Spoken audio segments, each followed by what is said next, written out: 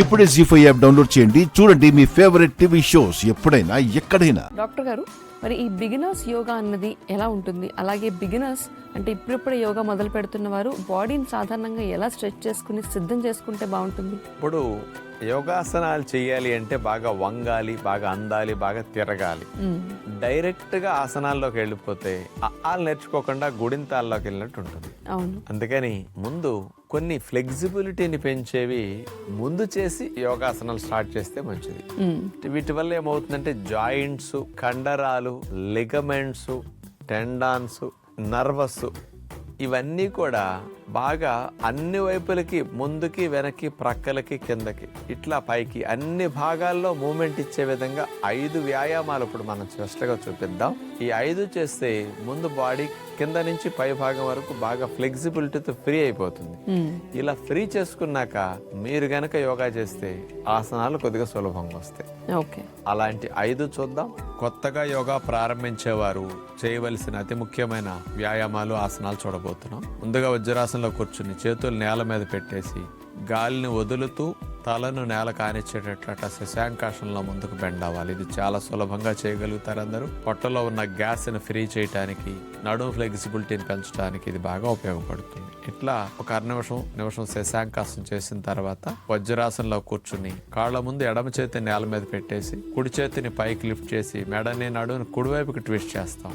ఈసారి కుడి చేతిని కాళ్ళ ముందు పెట్టేసి ఎడమ చేతిని పైకి లిఫ్ట్ చేసి మెడని నడుముని ఎడమవైపుకి ట్విస్ట్ చేయాలి. ఆ తర్వాత మళ్ళా కుడివైపుకి ఇదే మరలా రిపీట్ చేస్తాం. ఇలా 5-6 రౌండ్లు 10 రౌండ్లు మనం చేయగలిగితే బాగుంటుంది.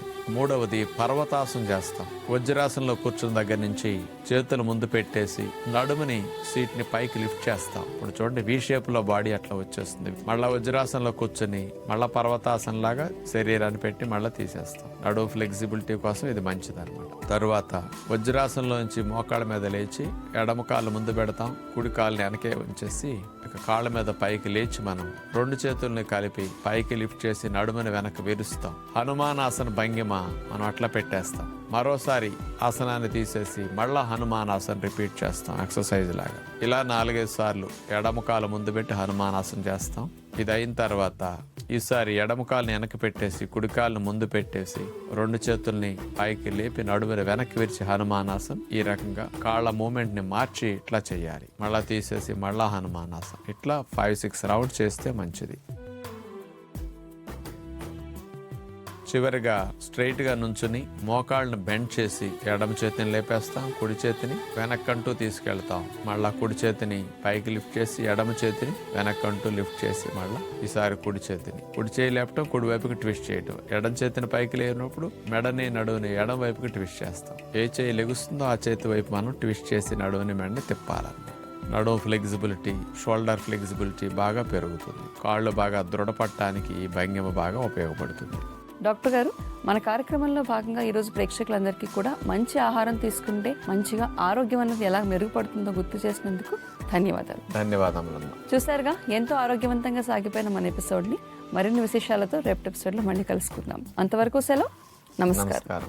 జీ5 యాప్ డౌన్లోడ్ చేసి అన్ని ఎపిసోడ్స్ పూర్తి ఉచితంగా చూడండి.